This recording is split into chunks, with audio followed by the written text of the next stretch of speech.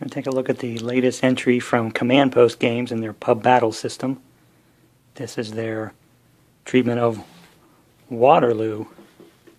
They come in these cylindrical containers. And here's the little mini one from a few months back, Monmouth. And you can see this cylinder is much larger. It's actually as large as the Marengo publication from last year. Another thing is that this is really heavy. There's a lot of stuff in here. Far more just from weight alone than there was in any of the entries in this system. And here's why it's so much heavier. Look at all these bags here. These all contain the blocks, the dice, a mass of the little stickers. You know, Pub Battles is a bit of a craft project at first. A new glossy, sort of standard size rule book. They're up to 2.5, as well as a much nicer, everything's a little curved because it comes out of that cylindrical container, but a new battle-specific rule book here, which is much larger than in previous publications. And of course, this much larger canvas map. Now this is something that's a little new to me. These are the reserve cards. It allows for a little bit of fog of war in deploying your forces and holding reserves off board and then putting them in place at the moment of truth. So these are little cards you'll have to cut out and fold over. Okay, check this out. These are the mass of blocks. All the blocks represent units. Square ones are headquarters, and these circular ones are the command chits. But look at how many there are. There's just a huge pile. Obviously these are the Anglo-Allied, the Prussian, and the French. And it seems like there's a whole lot, maybe too many, just for the Battle of Waterloo. And this is the mass of stickers that will be affixed to all those blocks. So I think I can see what we're looking at here. This is the full order of battle for the 100 days. The Army of the North, Prussian Army of the Rhine, the Anglo-Dutch Army of the Low Countries. And I think this game is going to end up being part of a series with some extra maps to tie together all the battles, all the crucial battles that we know so well from the 100 days. And this is just the beginning point. So it's a lot of pieces. I know for this game they actually have some alternatives that will allow you to make use of some of these pieces. But there's also the strictly historical scenario that will take advantage of the typical known conditions on the field with the known pieces. But a lot will be there for future use. I'm thinking something like these optional baggage train pieces here might come into play in that larger campaign as they stitch it together with future offerings. Here's the full scope of the map. It's the heavy canvas. Lays out pretty nicely even after having been in that cylinder. And it's got a lot of room for maneuver, a lot of extra space. Here's the main areas: Mount St. John, Hougoumont, Plancenoy, La Belle Alliance. And then lots of area over here for the approach of the Prussians. There are options for a day 2 with reinforcements, possibly coming from the previous day's fights. So there's more room on this map than just the slugfest right here in the center. Now this is just the center, the main area of the contest historically. The map is a typical pub battle style. Obviously the ridge right here. Some recognizable terrain, though even with the chateau demonstrated here, it's still I'm interested to see how this is going to play out in terms of how it worked historically with the contest over this particular spot. And of course down to the southeast, this will be the place where the critical clash between the French and the Prussians occur late in the day. And there's all this room over here, potentially for the approach march. Now this game does have some concepts of the campaign in it. I think that new, to me anyway, hidden reserve concept will make a difference in that regard as well. But I think that's where all this extra space will come in. Hopefully in the future with some extra entries in the series, we'll be able to see what kind of effect it can have, making the choices as a player, where to march, when to march, and how to play sort of the cat and mouse game with your opponent in terms of positioning yourself in this much larger space. But now I have to get on with the craft portion of the program and assemble the blocks with their corresponding stickers and get the thing set up and ready to play. These are the assembled blocks that make up the historical forces for the Battle of Waterloo. The blue French blocks here, red Anglo-Dutch, and the gray for the Prussians. But there's still a whole mess of pieces left over. Now, some of them, certainly for the French, represent the entire wing that was supposed to be pursuing the Prussians, and some of the Prussians are that wing that was being pursued. Others are some optional forces and their corresponding command and headquarters jets. Though I admit I have absolutely no idea what these are for. Maybe that'll come out in future, but for now they'll just go back in the cylinder. Now, while I suspect that some of these will come into play in future entries in this series, they can also be used with some scenarios that come in this game.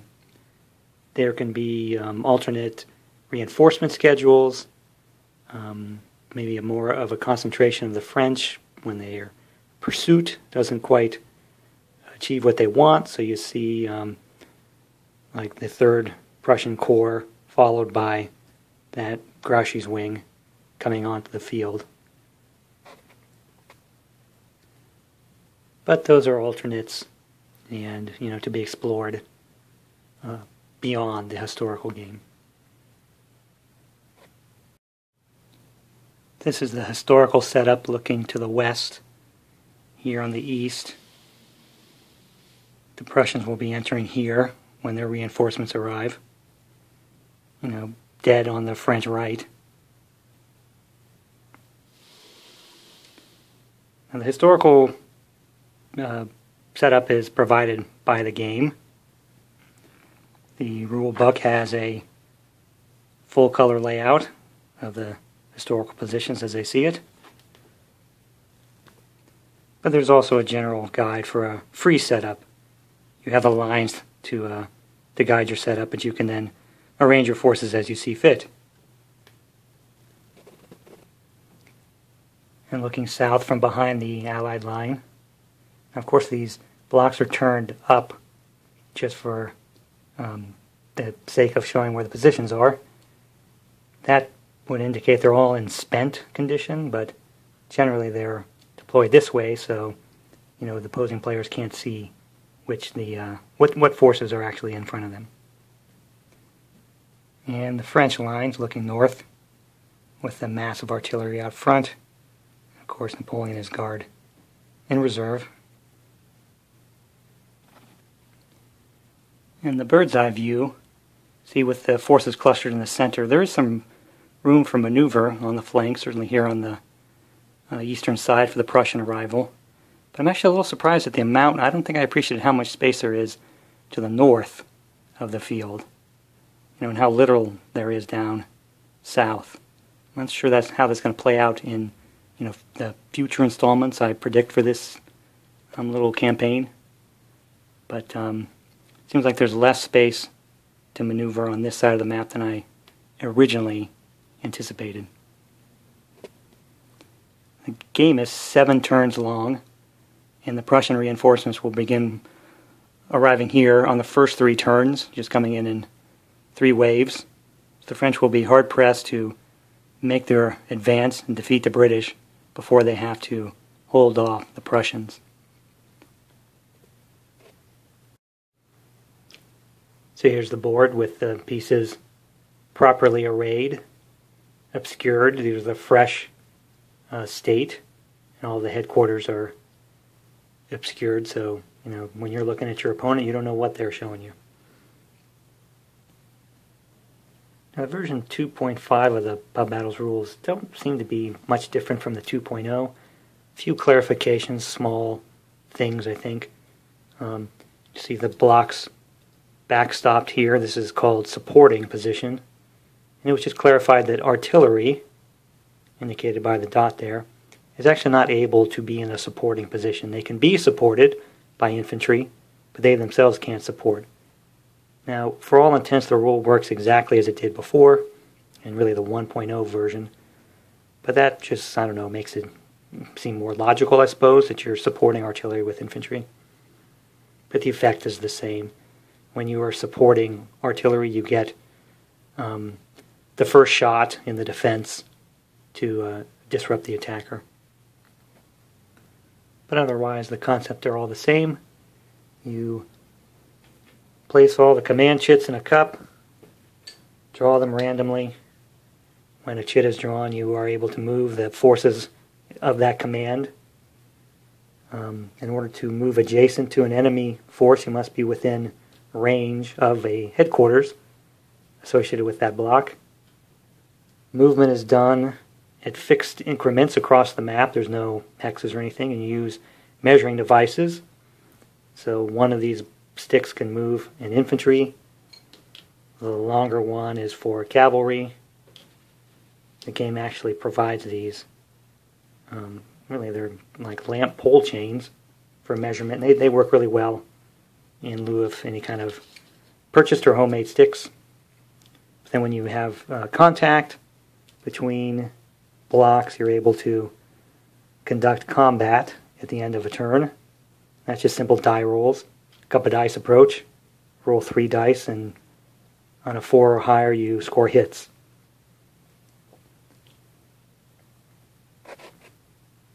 Hits reduce units to spent. They can also force retreats or destroy a unit that is spent. Now, this game, being Napoleonics, has a few interesting features.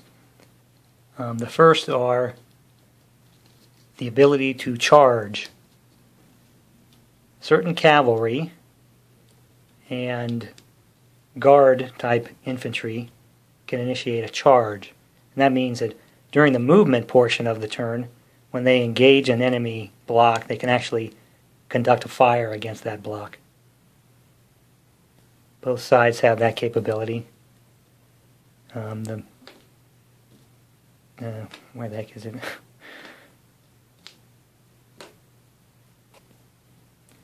For instance, these are the heavy cavalry of the British heavy cavalry.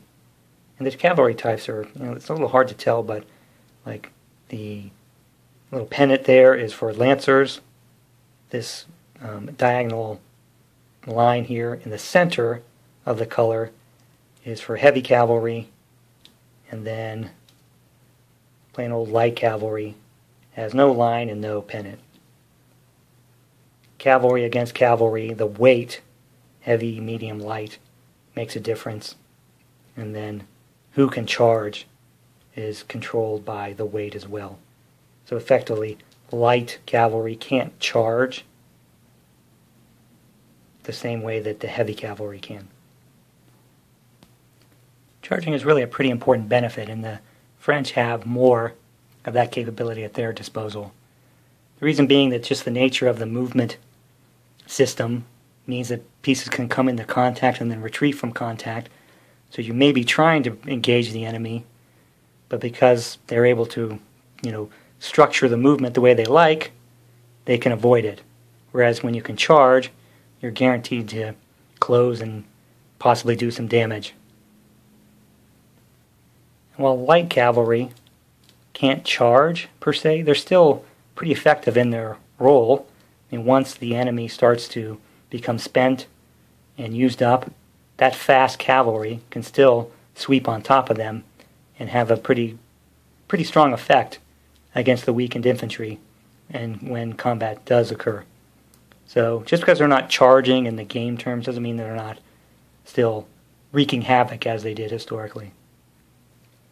And the core of the system is really command. Command as it pertains to order of movement and ability to close with the enemy and attack.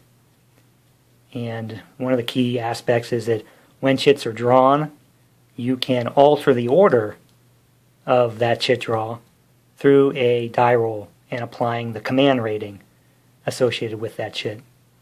So it means that if the French were to draw the first corps chit and the British decided that they really wanted to move, they could roll, and if they could pass their command check, they could bump themselves ahead of the first corps. And then the French could do the same, and you can have this go back and forth. Each headquarters has the ability to attempt to alter the order once per turn. And overall commanders like Napoleon or Wellington can do so for one of the units under their command. Another important thing is that suppose the British were to draw their chit first and they think, I don't want to move, they can use that same technique to alter the order and basically delay their move, put themselves back in the cup and force a redraw of some other chit. So that important technique is really governed by the command ratings. And in this title, in a change, it's the French who have the really poor command ratings. Their ratings are 2, with no special rating for Napoleon. The British have a 4, and the Prussians are granted a 3. So that means the Allies are going to have a better chance to control the flow of events than the French will. Now that's an attempt to really kind of handicap the French and reflect the fact that, they're not at the peak of their powers. Napoleon isn't at his best. So they're not responding quite as well as they might have in 1806. But it may grant the Prussians and the British a little too big an advantage. So you can play with that. There are some optional rules to change the command ratings, make the French a little stronger. Another game-specific rule is probably going to affect the Prussians more than anyone, and possibly the French in some of those alternate reinforcement scenarios. But it has to do with road column movement. When moving in road column, pieces can move faster down the road, but it means that they're kind of strung out along the road. And it's indicated by having them move along the road in this mechanism, sort of with the facing in a column or formation. But additionally, that road column is indicated by more blocks on this map. So to show the Prussians completely strung out, you would have the piece plus 2 succeeding blocks. The French and the British only have 1 succeeding block to show them strung out. So that means the Prussians have to move a much larger, effective force in order to get into position. So they would have to move all these pieces and then collapse back into the 1. That's one way all those extra blocks that came in are used, but also will show that the Prussian army will be much slower to concentrate than would be normally the case, as some of the other titles and pub battles have shown, where just the single piece itself was in a road column along the road. Now the space scale is right there on the map. 1 mile. It's approximately 2/3 of an infantry move, a little more. For the most part, all the blocks represent divisions. I think there's really only one case. One division from the French Second Corps is divided into 2 pieces, a left and a right. Kind of similar to what was done at Marengo. But for the most part, all the others are divisions plus artillery. Now, when I was pointing out the cavalry special unit types, I kind of missed an opportunity to point out some infantry special unit types. These badges here indicate elite units. So the Guard, Picton's Reserve Division there. What those mean is that they can absorb the first hit in combat without actually recording damage. So a typical piece that records a hit would become spent. The guards, these elite units, they actually ignore that first hit. On the other side of the coin are these units, militia units. The Anglos and the Prussians each have these militia units. And they actually take the first hit as 2 hits. So a militia unit that suffers 1 casualty in combat actually becomes spent and retreats. So they're more flimsy, while the elite units are far more stoic in the face of battle. And one feature of the battle that was really crucial were the chateaus and the defense of those areas. So we have 2 of the more famous ones here, Hougoumont and La Haye Sainte. For the most part, these are treated as, well, this one is treated as a building, with a slight difference. Typically in pub battles, when you occupy buildings, you can't rally and you become spent. So in other words, you don't fight very effectively in built-up towns. For the chateau areas, it's different. You're occupying a building effectively, but you don't become spent and you can rally. And that's the advantage afforded in the chateau. And there are only a couple of spots that really get that treatment.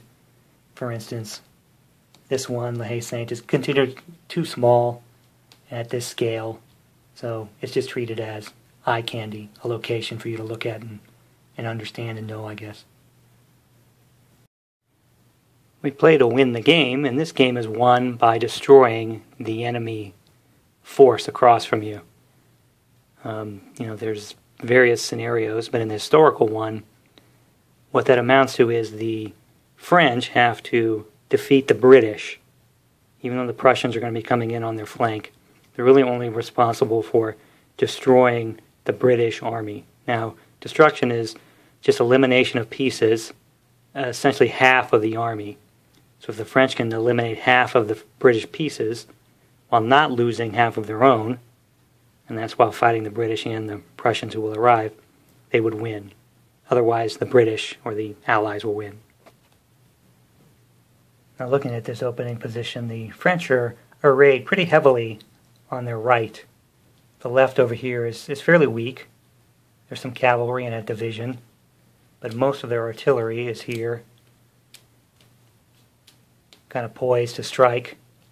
And the Anglos are actually kind of weak on their left.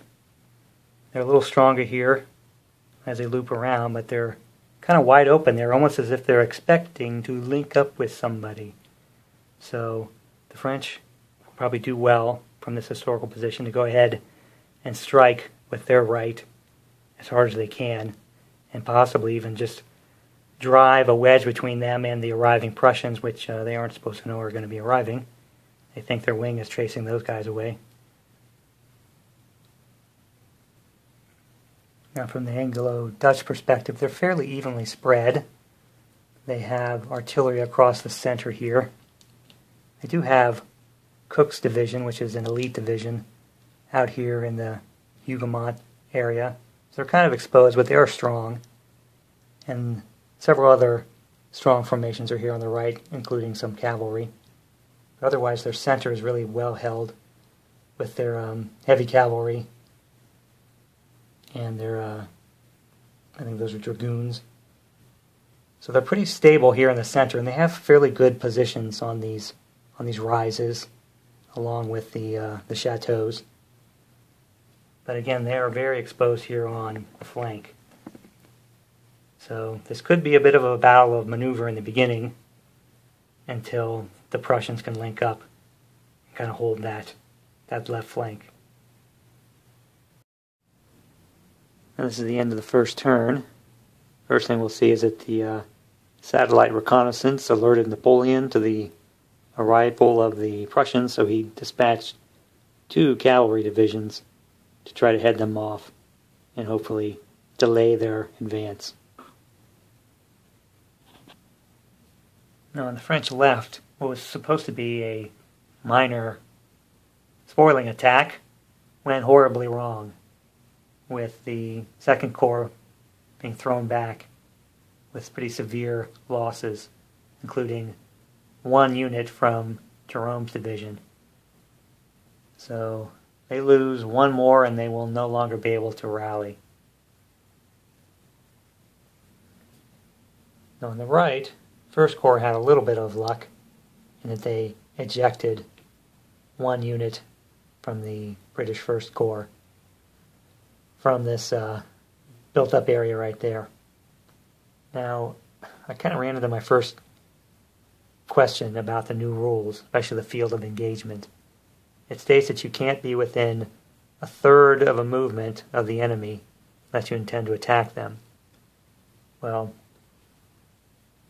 this unit was right there. So when these guys moved up adjacent to them, they were within a third of a movement of that guy. So does that mean they weren't permitted to advance to attack? The strict letter of the rule seems to indicate that. But I looked back at the 2.0 version of Pub Battles rules, and it specifically stated that the field of engagement or field of fire in those rules doesn't extend through units. So I decided to go with that. And it didn't make a lot of sense that all you had to do was to place a unit, a third of a move or less behind another unit, and then therefore they could never be attacked. And I don't think that could possibly be the intention of the rule, so I'm going to interpret it as other units block that field of engagement. I'm also having a little trouble interpreting the terrain. All these slopes indicate, hills, and the French want to get their artillery up and bombard, but they can't do that because anywhere closer than this will put them within the field of engagement, and they're behind the hill, so they can't really fire very effectively. Specifically for this game, they have the ability to conduct out of line of sight bombardments with a penalty. I think it's strictly because of the terrain in this field of engagement rule. So we haven't had good luck with our bombardments, but I suppose that's historical. But I'm thinking that it should be okay to move a French unit. No, really, there's no way. There's no way to get any closer and stay with the rules than right here and bombard very ineffectively, which I guess that's the point of the terrain, picking that place to fight. This is a look at the end of the fourth turn. This would be about 5 p.m.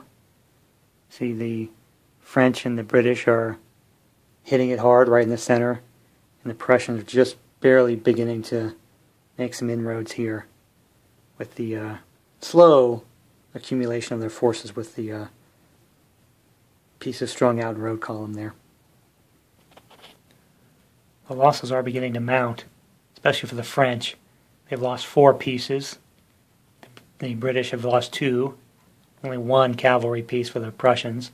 But importantly, the First and Second Corps for the French are now ineffective, having lost half their strength, so they won't be able to rally any pieces that become spent now.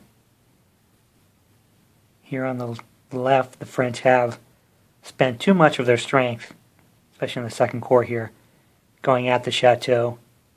They've only barely managed to inflict even the slightest casualty. Sounds pretty historical to me. But they have made some inroads here in the center. They have thrown the First Corps, but then they actually had a very successful charge by the Guard cavalry that blew back some British pieces here in the center. And they're massing the Guard as well as the Sixth Corps and the Third Corps cavalry right here in the center, looking to deal some sort of a killing blow, I think. The Fourth Corps heavy cavalry has made a couple of charges here and driven back some pieces and opened up the right here for the French. But the First Corps infantry is now very lonely with this one spent division, so they really don't have a punch on this side that they'd hoped to have. Maybe they can get the Sixth Corps infantry around this way and follow up on this minor success. The cavalry has been fairly effective at stalling the Prussians. They're still largely bottled up, a long way from their historical positions. While they are spent, they still are going to be able to present something of a hindrance now that the 4th Corps Cavalry has been eliminated. The Prussians just need to gather their strength. And they only have 2 lousy blocks in front of them. They need to get these forces deployed, get them out of road column, really start trying to chase back the French. They are very much looking at a open, exposed flank here, and if they can roll it up, they can likely end this battle. And on the British left, you can see they're just trying to hold on. A number of units are spent and retreating, leaving their headquarters out here. Obviously, they had forces up here that were forced back. A couple that were destroyed. But they're trying to hold on just long enough for the Prussians to sort of link up on their left. They may have an opportunity on the far right here to kind of swing the Garden Gate and hit this faltering French 2nd Corps. That might end up boxing in the French on 2 sides between the Prussians and, the strength of the British right.